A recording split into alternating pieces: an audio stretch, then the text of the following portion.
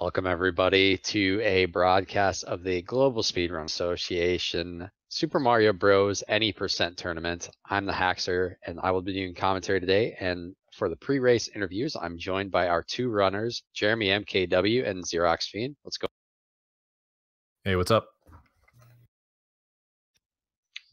So, yeah, this honestly should be quite a good race. I think we were talking about just a couple of minutes ago that you guys are separated by 5 frames in your PBs, so I'm expecting quite a good one to come out. What are your guys' expectations?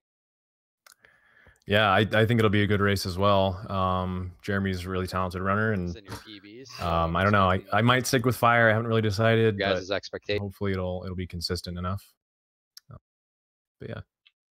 Yeah, that's what I'm interested to see is what you guys kind of decide to do. Because yeah, as you mentioned, you went with fire last time, and this is actually Jeremy's first opportunity to have a race in the tournament. So, what are your thoughts?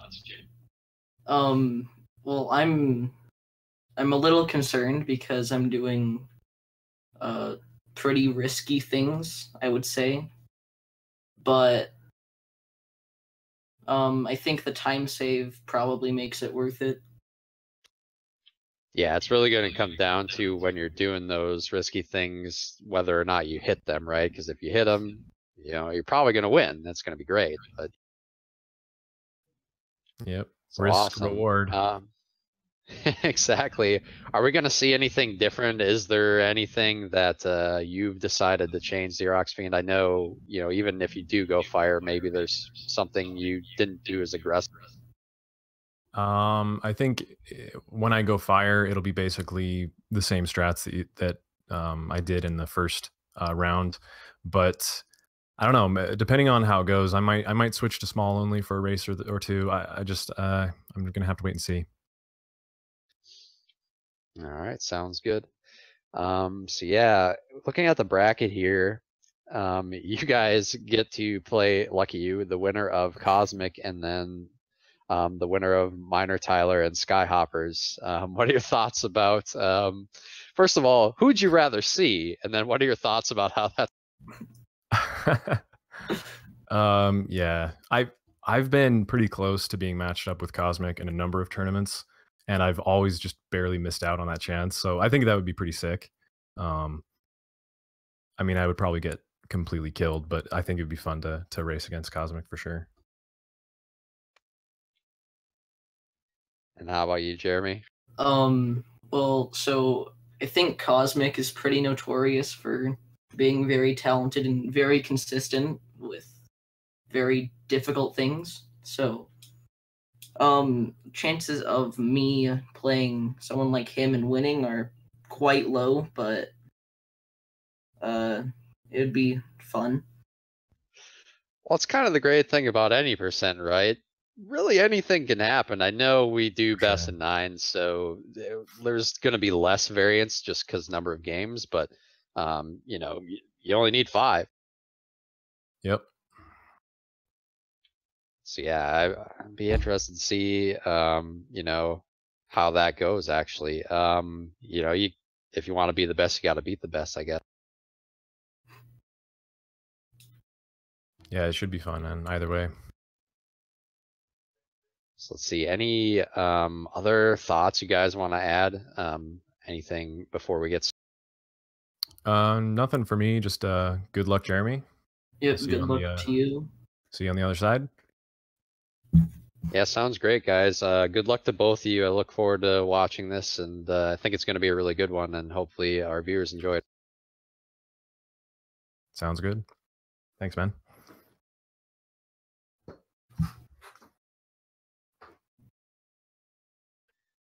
So yeah, guys, we should be getting started here, just giving our runners some moments to prepare here, and then they'll be counting down on go when they are both.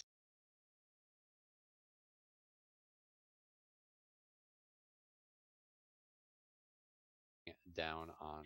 So yeah, for those of you that don't know, I believe there is some commands that you can check out. I believe it's !bracket should pull up the bracket if I recall, and then I think schedule should do the schedule as well.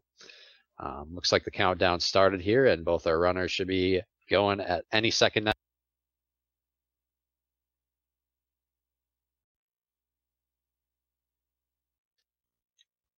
And here we are. So we're in 1-1. The underground portion of this level kind of notorious, and as we see Xeroxfiend deciding to grab the mushroom, as he did mention, and Jeremy deciding to go small. Nice 380 underground coming out from Jeremy. It is worth noting that you want to get the 380 there in order to guarantee you save the frame rule. You can do it on a 379 as well, but you got to be pretty fast. So yeah, it's kind of one of the notorious portions of that level in particular. So here we are going into 1-2. Personally, probably my least favorite level in the game. There's this one tight jump here we'll see right at the beginning of the stage. Jeremy doing it very well over the Koopa and then over the 2 Goombas. The pipe jumps can be a little difficult there. We see he had some trouble on the second pipe jump. You don't really have too many frames to then make that second jump. There is a method you can do where you do a slight turn back there and it gives you a few more frames to do it, because you don't have to do this level perfectly to save the frame rule. But we see Xeroxfiend just kind of steamroll through the stage with Fire Mario, because it's one of the benefits of Fire Mario. The pipe jumps are much easier. You can just take out those piranha plants and you don't have to worry about landing on the edge of the pipe. So and we're off to 4-1 here. What I would consider to be probably the easiest stage. Well, it's definitely the easiest stage in this run. It's one of the easiest stages in any Mario game, honestly. I think the hardest part of the stage is the steps at the end. For some reason, you know, when I've been doing my attempts, on occasion those stages or those stairs will come up and stop me from progressing, unfortunately. And here we are going into 4-2, one of the most infamous levels in SMB1. We're seeing Jeremy do the standard 3-bump method. Great execution there, getting into that pipe, and I believe he didn't lose a frame rule or anything, and he doesn't clip in the wall, so perfect. Good stuff coming out. Looks like Xeroxfiend didn't have any issues with it either, so both runners doing that pretty well. Yeah, as we mentioned, Jeremy's going to have quite a lead here. This is where Xeroxfiend can maybe make up some ground, depending on whether or not Jeremy makes some mistakes. Looks like he's made a couple, so Xeroxfiend should be able to come back here. The stage is actually quite difficult when you're small Mario. There's a lot of very precise platforming you have to do in order to make it through without dying. So we see Jeremy kind of taking it slow at parts. Whereas on Xeroxfiend's side, since he's got the Fire Mario, he can kind of just steamroll through the stage, take out the piranha plants, take out the enemies that are in his way. So he should make up a nice chunk of time here, actually. And we see Jeremy actually getting some fireworks too, so this is going to be really close. And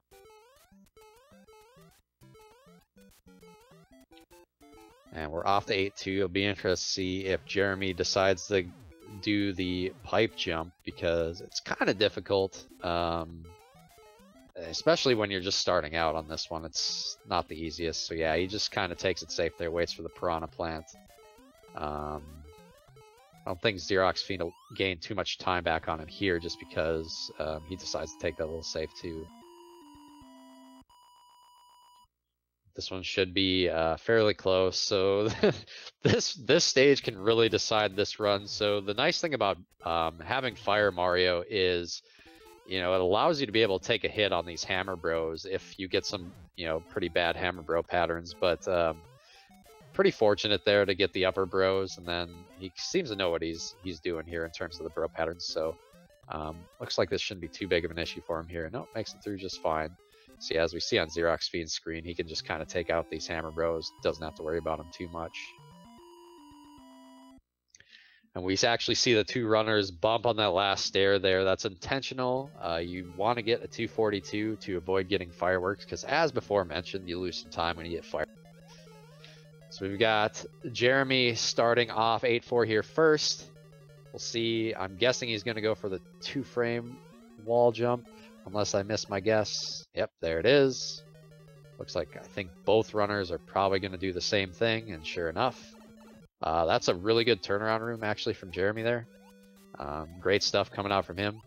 I think that was like second or third pixel there, so good stuff. Ooh, looks like Xeroxfiend takes a little bit of damage in the water section, and Jeremy's having a little trouble getting the pipes. This one's going to actually be quite close. Might come down to Bowser here. Oh no! Jeremy gets a load-a-boo pattern. Oh my goodness. Okay, Xeroxfiend just has to complete at this point.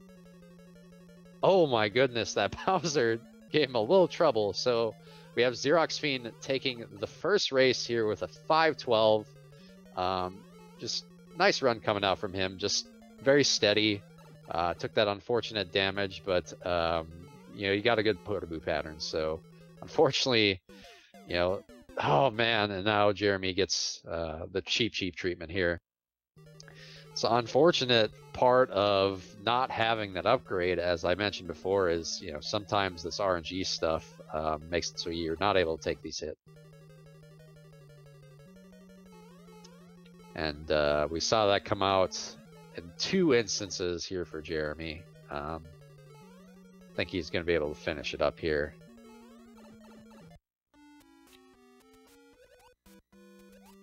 So yeah, pending what the Potaboo does, this should be a nice completed run for Jeremy here.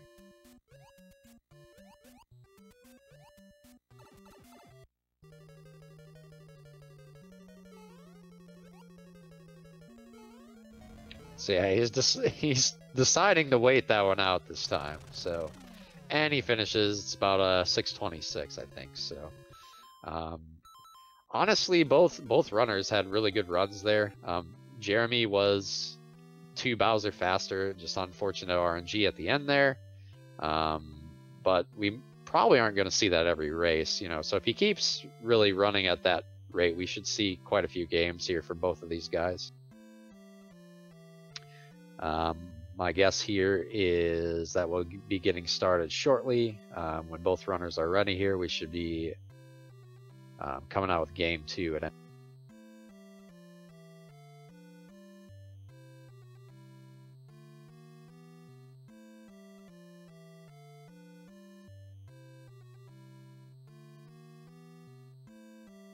So yeah, Chad, I want to hear what your favorite level is in this game, and actually in this category as well. So if it's not in this category, let me know what that is. I'm interested to see what you guys.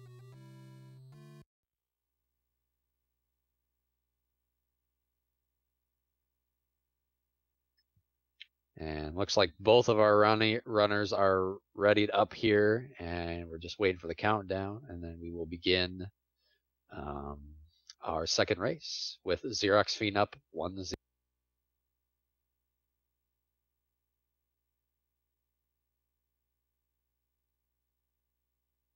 And the countdown's begun, so at any moment here we should be seeing our runners start the.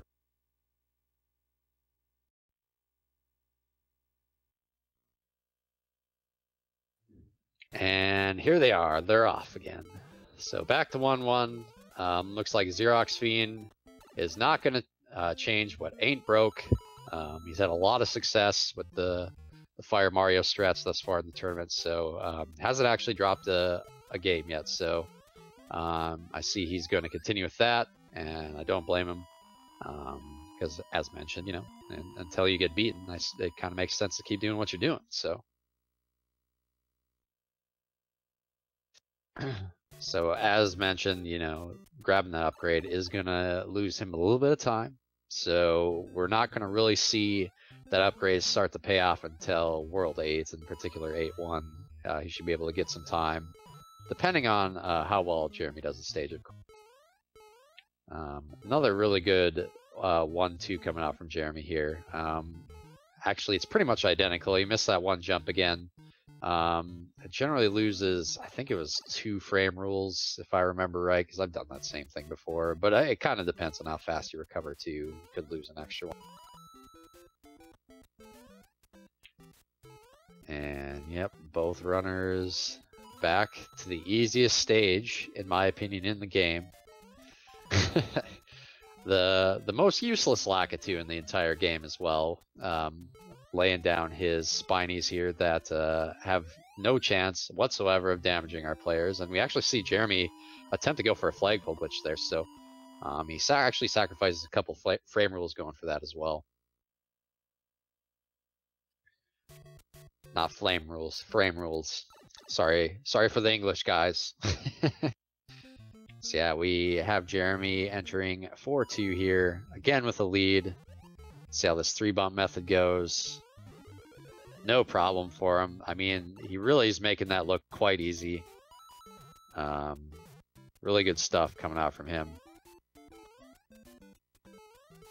And so yeah, Xeroxfiend does something a little different in that level because he's got Big Mario. But he actually did it quite a bit faster this time as well, so he's actually not going to be quite as far behind this time going in 8-1 as he was last time.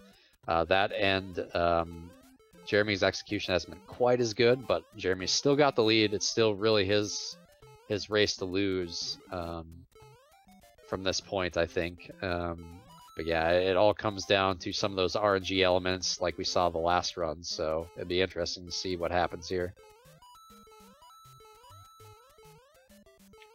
So yeah, just Xeroxfiend, again, just kind of steamrolling through 8-1 here, no problem. Ooh, actually bumps the wall there a little bit, so he does lose a little bit of time.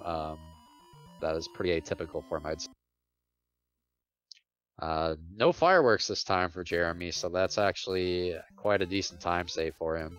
So he's going to have a nice lead here going into the rest of the game. You know, as I mentioned, as long as he executes, it's at this point it is his race to lose. But as I mentioned, those RNG elements they always come into play in some of these races, or most of these races actually, and they're kind of hard to predict. So he's actually going for a bullet bill glitch here. Ooh, got a flagpole glitch, not a bullet bill glitch.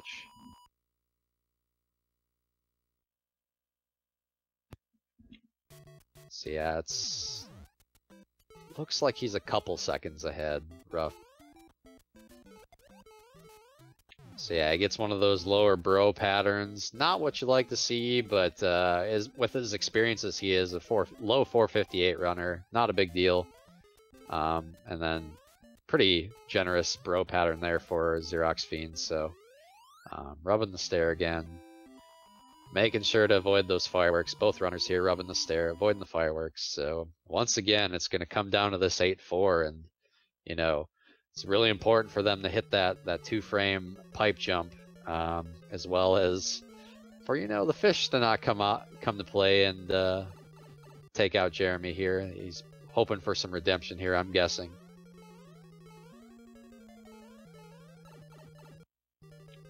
Another good wall jump from Jeremy, and we see Xerox also get a great wall jump. Good stuff. Pretty nice turnaround room from both runners there. Just important to make sure you actually get the wrong warp in that instance. Much cleaner water section coming out here from both runners. Oh no! Jeremy actually, I think he might have jumped on the first frame there. And we see Xeroxfiend taking the second race again. Man, oh. That's 2 races in a row just right at the end there, unfortunately, for Jeremy. He's doing so well, and it's just, yeah, if he can, stop those deaths right at the end of the game, then, I think he's going to take some races here, or some games here. But that is Xeroxfiend going up 2-0 with a 5:08. Very nice time. Overall, just much cleaner than actually his last run was. Yeah, it's like 4 seconds faster. Does the jump correctly on the Hammer Bro this time, and he's going to wait out the Bowser. And he finishes also with a much better time, a 5:56. So, unfortunate death there, but as mentioned before, this is a best of 9, so he's going to have plenty of games here to recover. He's going to feel a little bit of pressure now, but it's only a 2-game lead, and you need 5 to win. So I don't really think he needs to change what he's doing. He seems to be playing pretty well. Just some slight miscues at the end of the game, maybe. And really, the first race really wasn't his fault. It was a bad Potaboo pattern. So we may see him wait on those going into the end, depending on what he sees. So be interested to see what happens going forward here.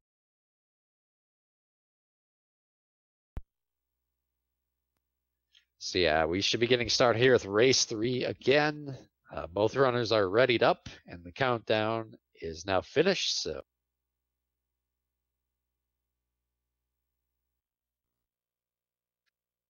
and here we are, game 3 for both runners. And again, Xeroxfiend, he's gonna ride this until you know, he has to change, and I think that's a good decision for him. You know, seems to be going quite well. That was a really good underground for both runners, actually. Looks like Jeremy gets a 269, so loses the frame rule there, but otherwise, you know, it's not really going to matter if he can execute as well as you know, he has the last couple races, and then, you know, just finish the race off at the end. And we're back to my least favorite level. And we see, I mean, Jeremy's just killing that jump. Just makes it look so easy here. That jump is not easy, and he actually has a much cleaner 1-2 this time around. So he's going to have actually a bigger lead than he has in the previous races, just due to that alone. So great stuff coming out from him. Hopefully we can see him execute here when he kind of needs it. And Xeroxfiend again, steady. Another good level. Just solid level after solid level for him. And you know, he's got some room for error here, as mentioned before, with these strats. So you know, I think he feels pretty comfortable at this point. And you know, again, we're in 4-1. Just a great stage. You know, it's there, and then a couple seconds later, it's just over, and then you're on the. Which, I mean, there's so many different strats you can do here in 4-2. You know, at this point in the tournament, we're gonna see the 3 bump method pretty much every time, but obviously there's quite a few other strats that you can do on this stage. Some faster, some slower. Just kind of depends on, you know, what you can do consistently. Oh, a little bit of a miscue there from Xerox over the pipe. Does get the wrong warp, but he's going to lose some time. And so Jeremy's going to have this nice time cushion here. And I wonder if he knows this. If he does know this, I think he's going to take the end of Bowser's Castle a little safer than he's been doing it. And we see him again foregoing these difficult pipe jumps here in 8-1. It's really, you know, in terms of platforming, it's the most technical platforming level in this run. It's very beautiful when you see it executed to its full potential. And in order to, you know, save the maximum amount of time in this level, you actually have to play it perfect as well. So, yeah, when you get here on an any percent run, there's a little bit of pressure on you. You feel pretty good when you make it on the level, you know, honestly. So we see Jeremy getting some fireworks again, unfortunately, so he's going to lose some of that lead, but he's got a really big lead still. Xeroxfiend actually had an amazing 8-1 there. Couldn't have done it any better than he did it there. And we'll see what happens here in 8-2. That Koopa just, you know, decides to commit suicide there. Just lost the entire will to live. He saw Jeremy coming. He's like, you know, this just isn't for me. He's just gonna bot me down this hole anyway, so, you know, so yeah, we see Jeremy again taking a lead in 8-3, and we'll see what kind of hammer bros he gets here. You know, again, they can really play a big part in how his run goes, whereas Xeroxfiend's got that room for error. He can, you know, he can take some damage in this level if it happens, but oh, nice job actually dodging that second hammer bro, that jump there. So for those of you that don't know, as long as oh no, Xeroxfiend taking a death there on the stairs. You hate to see that happen. You hate to see that happen. So he's gonna have to do the stage over again. And if Jeremy knows this, we're gonna see him probably take the stage a little conservative, and that's probably the suggested route to go here. So I'm thinking we're gonna see 2-1, but you know, anything can happen here. It is any percent.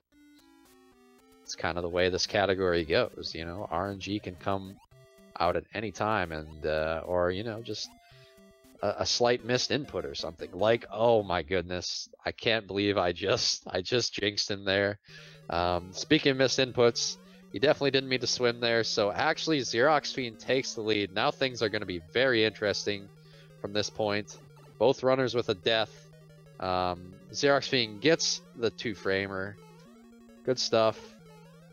And Jeremy also gets a 2-framer.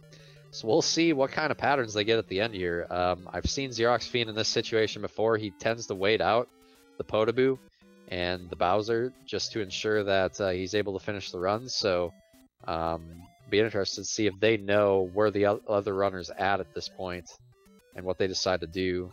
So yeah, he's deciding to wait out the Bowser again, and he just sneaks under him there. And yeah, as predicted prior to this race, looks like Jeremy's waiting out the Potaboo. So Xeroxfiend actually taking that race once again. Very close race actually from both runners. Just a couple miscues, man. I mean, this race is really just, you know, three inputs away from being the other way around. So it's actually crazy how close this has been. I know it's 3-0, but I mean, these have been insanely close in terms of you know, how close Jeremy's been to actually winning the games here.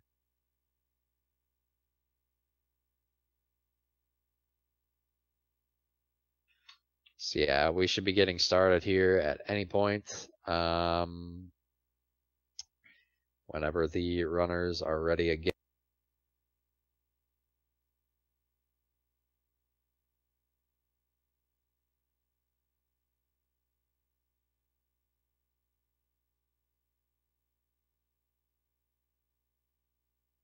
So yeah, it looks like we are ready to go. At any point here, the runners have started, so... And here we are. And we're gonna see the same things coming out from both of them. Looks like Jeremy accidentally started second quest, so this is unfortunate. So yeah, the game's gonna be harder for him.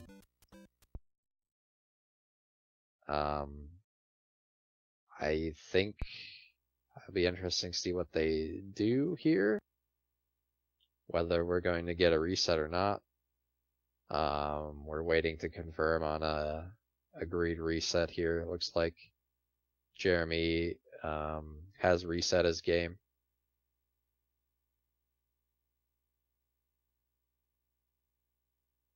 And Xeroxfiend has agreed for a reset, so we'll see a restart here. Sorry for that, guys. You know, just one of those things where in this game you have to do, once you complete the game, you have to do a hard reset to get out a second quest. So for those of you that don't know that, once you complete the game and you want to start it over from the first quest, you got to make sure to do that hard reset.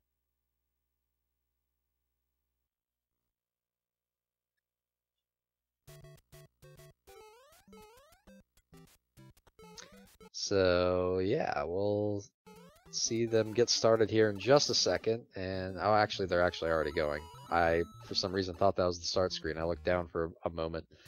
So yeah, a 379 underground coming up from Jeremy, and a nice 376 for Xerox, actually.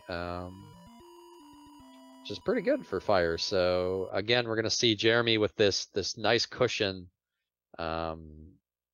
going into World 8, and the question is, you know, can he finish the runoff at this point? He's been very close 3 different times here, and that's really the only thing missing is just him finishing the runoff, and he'll be able to take a game if he's able to do that.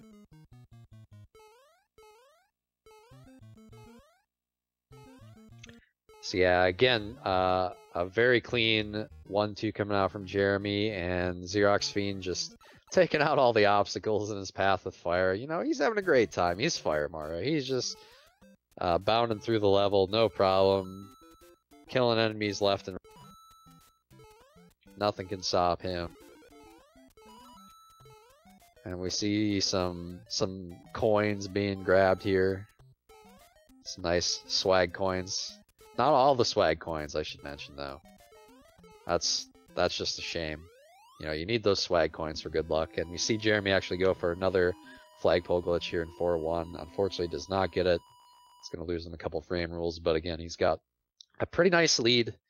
So, and he'll get a, you know, he'll maintain that lead here as well, assuming he does the wrong warp the way he's been doing it. So, it's really going to come down to 8-4 again for him, because I think he's shown the ability to navigate his way through the RNG elements of 8-3 without issue. So, and we've seen Xeroxfiend, for the most part, really avoid major mistakes. Of course, that last run notwithstanding with the unfortunate death on the stairs, but sometimes it happens, you know, sometimes you miss inputs. Pressing the A button is a much harder skill than it seems, you know. It's like, oh, all you're doing is, you know, holding right and pressing A for the most part, and it's like, well, sometimes it's not easy to press A at the right time or with the right power. So we see a little mishap there for Jeremy. So actually, he gives up a decent chunk of his lead here to Xeroxfiend. So things are going to be very interesting from this point on. There's not going to be that much time separating them.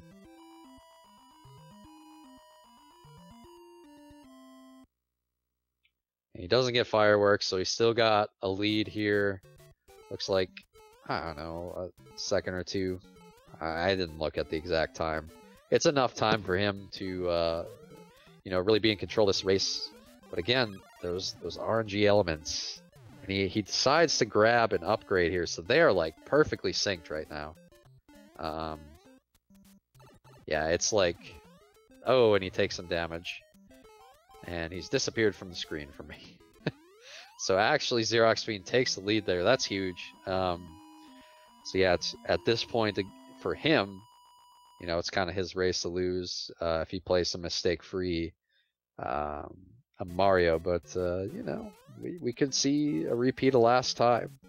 You never know what's going to happen in this run. It's one of the things that makes this category so exciting.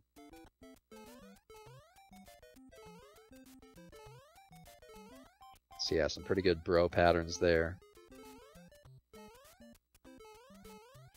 Xeroxfiend just taking him out with fire. Jeremy just jumping over him. Those last 4 bros are very kind to him. No jumps. So as long as you're moving down, if they jump, you'll jump on them and you won't die if they jump into you. It's only if you're still ascending. So for those of you that are interested in running the game or running the game and you're having some problems in that level, and you know, some very popular runners have some great tutorials on that. You'll definitely want to check those out if you're having trouble with that level. So this is interesting. So Xeroxfiend actually opts to skip the pipe jump, and Jeremy actually takes the lead here. This is so close. This is unbelievably close. I'm actually surprised he did that. He hadn't done that in any other race. And he's having some trouble getting the pipe, so really, we'll see if Jeremy can close this out. And so he takes it safe there. Oh my goodness, Xeroxfiend just passes him. Unbelievably close race. Just a 2-second difference between the two. Xeroxfiend takes a very commanding 4-0 lead. My god, but all these races have been unbelievably close.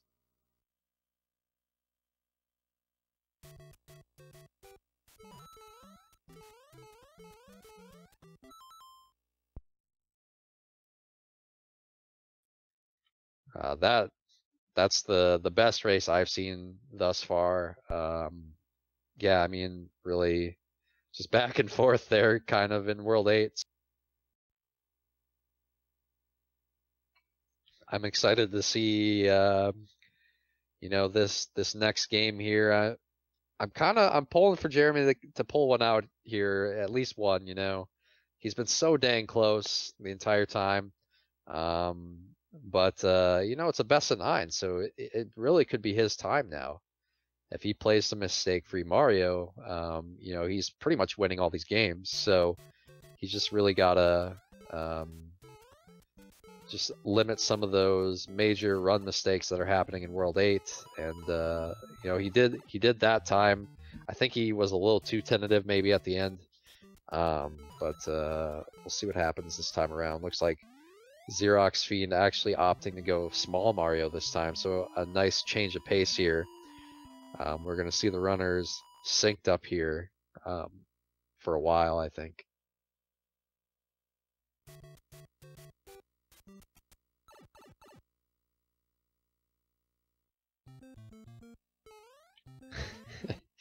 And here they are, both in 1-2, doing the, you know, one going the lower route, kicking the shell. You know, in the case of Xeroxfiend, just kind of taking that safe.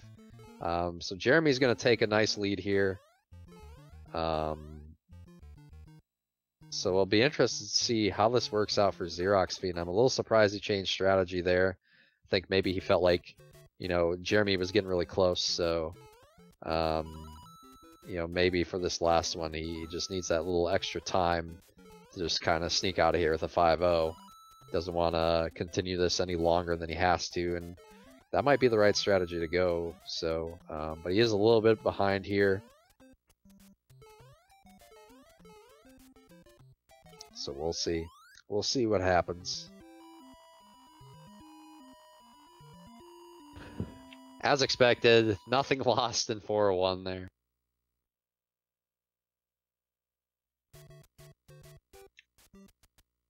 So Jeremy's actually ahead. Did he hit a flagpole glitch and I miss it? Or something? Did something happen there?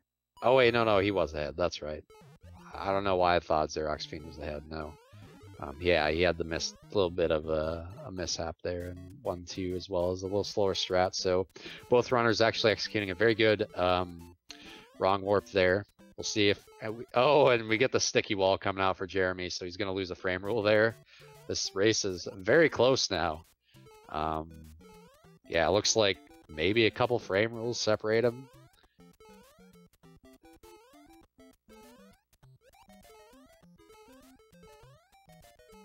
And I think we're both going to see him go a little conservative here in this level. Because as I mentioned, you know, in the previous races, man, it requires some very precise platforming to do it quickly.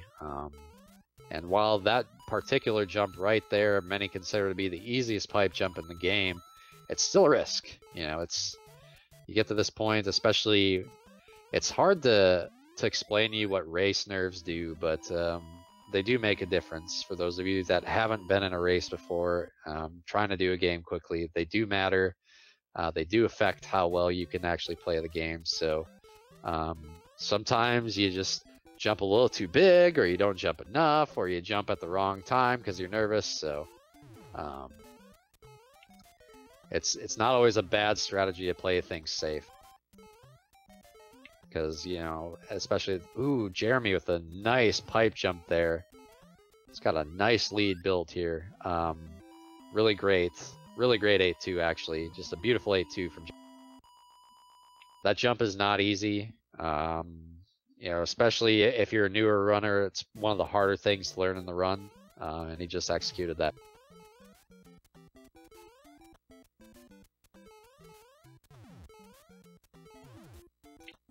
So yeah, we see Xeroxfiend with a lower pattern there. Oh no, the middle bros. Oh goodness.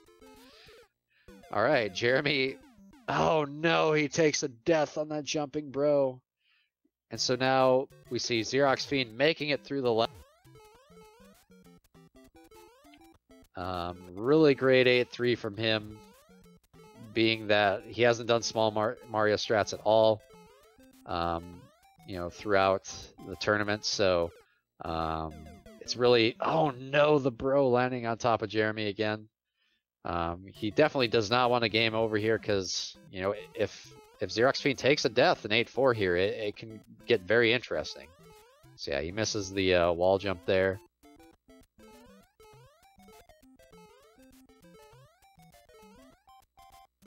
And he makes his way in the pipe from the wrong warp, and we see Jeremy understanding that he cannot game over here, so taking that care. And so I anticipate we're going to see a Xeroxfiend win here. Oh no, the Lotaboo! Oh my goodness! Out of nowhere! What a race, man. And now it's Jeremy's. This is his moment. He's been waiting the entire day for this. He hits the pipe jump. Let's see how he does this turnaround room. Good stuff. Now it's just complete the run.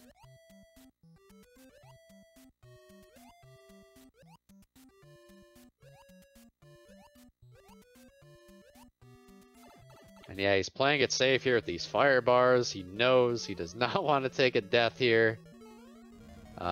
He's going to take it safe with that Potaboo because it really gave him some trouble last time. And he takes the game here. So now it is 4-1. Unbelievable. Another great race there. I mean, another just, 3 seconds separating the two. Yeah, good stuff. Unfortunate deaths on both sides. But Jeremy's able to pull that one out and do it with only 1 life left too. So I mean, he really, had to come back in that one.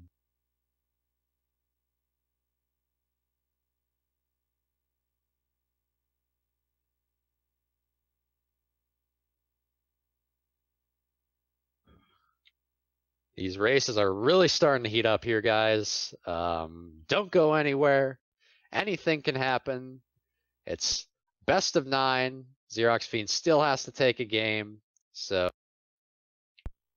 pressure's on for Jeremy, obviously. He's got to win out. But, honestly, there's some pressure having a lead, too. So, be interested to see what happens here these last races.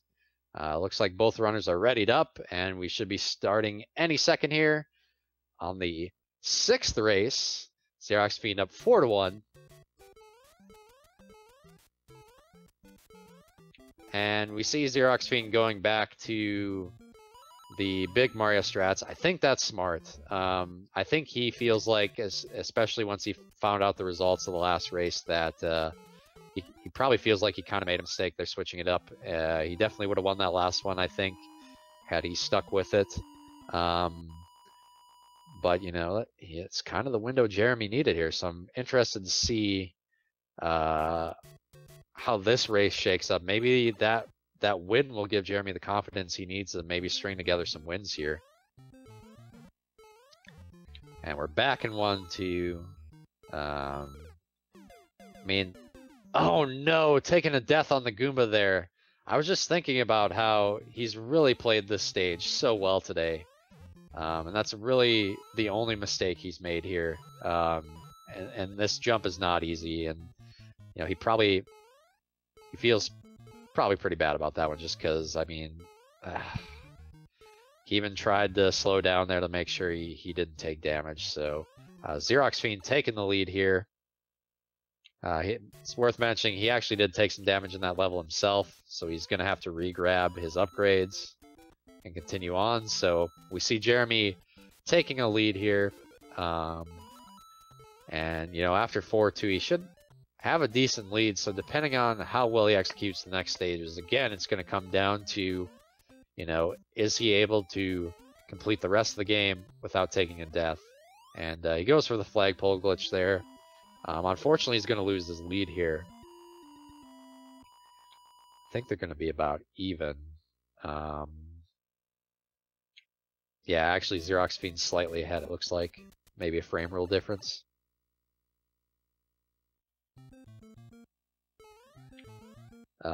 He should get the lead back here, assuming he executes this wrong warp well. Looks like he's not going to have any problem with that. Sure enough, gets the lead back here.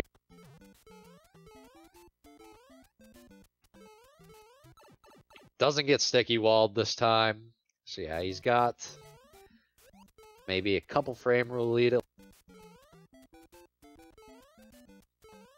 Now, unfortunately, he's going to lose some time in this level because, as mentioned several races before, Xeroxfiend can kind of just steamroll through this level with his upgrades. So that's why we see both runners now pretty much dead even, despite the fact that Jeremy started ahead. So yeah, Xeroxfiend can just do these pipe jumps and not have to worry about it. So he ends up taking a lead here. So be interested to see what Jeremy decides to do. I don't know. I don't think he knows what has transpired thus far. So I think he's kind of at the point where he wants to see a race where he's able to make it through without taking death. And so yeah, we see Xeroxfiend with a lead here, going in a...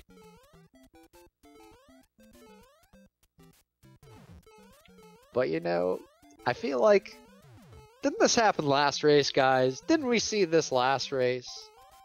I feel like we did. And some interesting stuff happened then. Really great pipe jump there from Jeremy.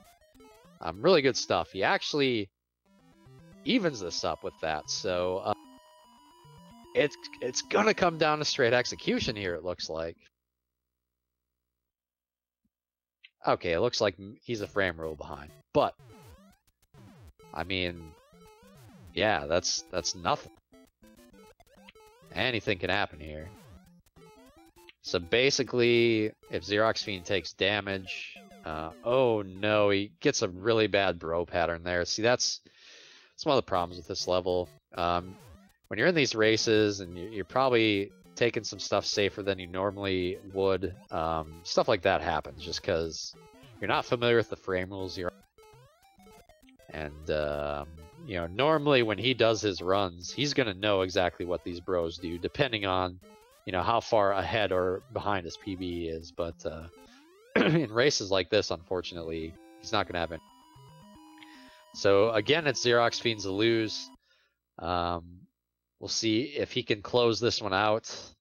We were in the same situation last time, and he got an unfortunate Potaboo pattern. So, oh my goodness, the cheap. Oh my goodness. 2 races in a row, just at an instant, just switched around here. So again, it's going to be Jeremy's race to lose. And he doesn't get an unfortunate cheap. See if he can make it through this water section. It can be kind of treacherous, guys. I mean, we saw earlier on, he took a death right there, and he makes it through no problem. That last fire bar can be kind of tricky. We see him kind of pausing at the pipe just to make sure he gets past it. He's not trusting this Potaboo. He figured that out earlier. He took a death. And Jeremy actually takes a second game. Unbelievable. And this one's about 5.5 seconds difference. Really great.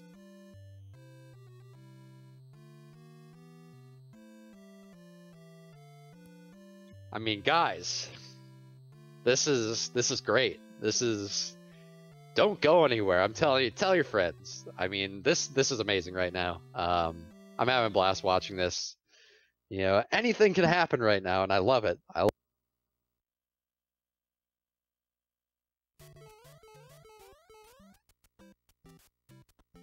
So yeah, we're waiting for both races already up here, and we're gonna go to Game 7. I mean, Jeremy's doing it, guys. He started the comeback train. Can Xeroxfiend switch the train get the train headed back in his direction again, I guess, is what I meant to say. You know, sometimes English is hard when you've been talking for, half an hour now. So, and here we are, Game 7. Xeroxfiend grabbing the power-ups again. You know, I think he still probably feels like that was kind of his to lose there. He just took that unfortunate death on the cheap. I think that's a good evaluation. It was really close. You know, obviously he would have had that one had he not taken the death, but you know, again, this is Mario Bros. Any percent RNG. Things can happen with some of these enemies that are crazy. And so yeah, we're gonna see Jeremy with a really nice lead here actually, because Xeroxfiend had a little unfortunate underground section, starting out 1-1 there. And Jeremy's able to make it through this time without taking the death there, so that'll be very nice. So he's gonna gain an even bigger lead here as Xeroxfiend grabs the fire upgrade once again. Another really, really good 1-2 coming out from Jeremy. Great. And Xeroxfiend also makes it through without issue. And here they are to the, I mean, truly the most challenging and skillful stage in the entire game. I mean, look at these Piranha Plant hitboxes. Let's just take a minute to appreciate the art that is the Piranha Plant hitboxes, guys. They truly are just wonderful. Shout out to the Smash Bros. Unveil of the Piranha Plant, as I'm interested to see if they give him the SMB1 hitboxes or the SMB1 All-Stars hitbox.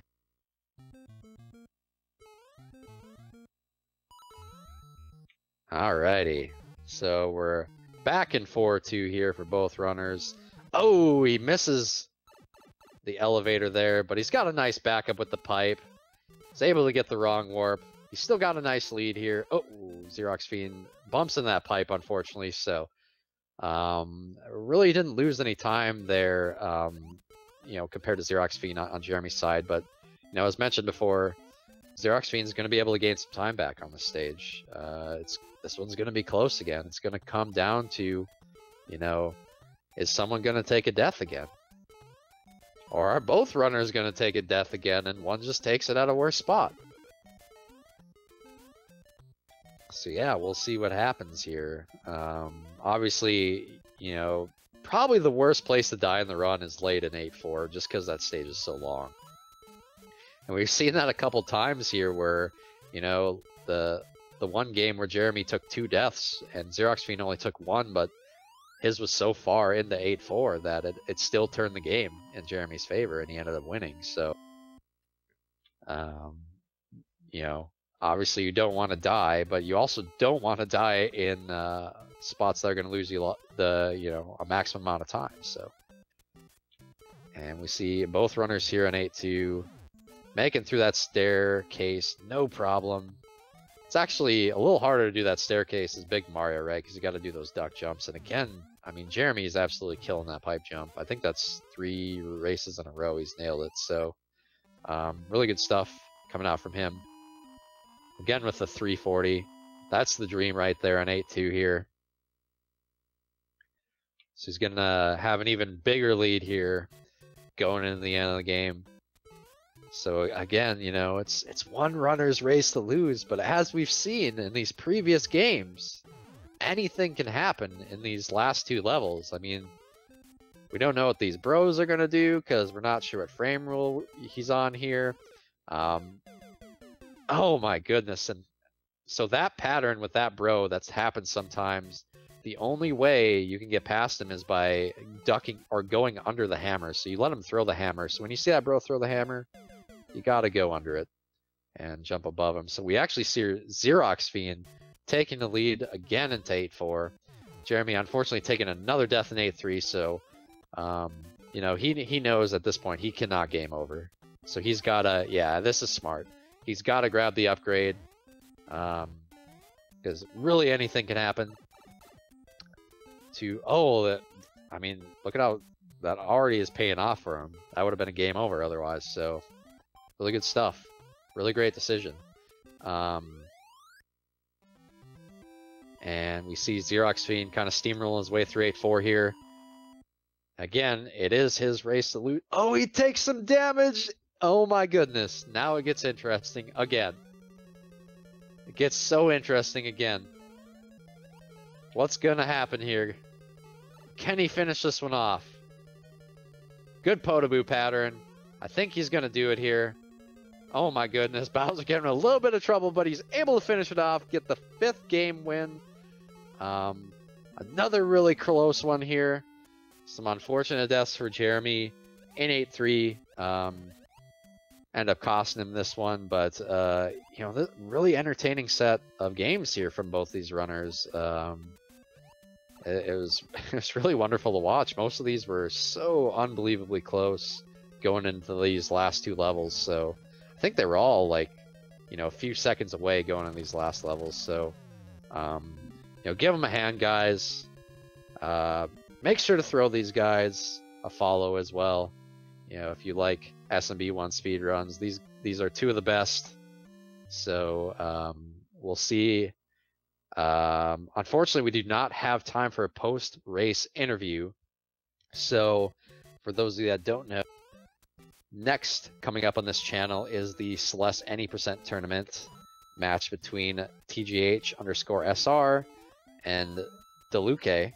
So that's it for me, guys. I appreciate you guys tuning in for this SMB1 Any Percent tournament match, and we'll be back tomorrow at 8 Eastern. Or sorry, no, that's not right. One sec, guys. 7:30 Eastern with another match between Gunlap 28 and I'm Dangerous 20. But that's it for me. Signing out here, guys. Hope you have a good rest of your night.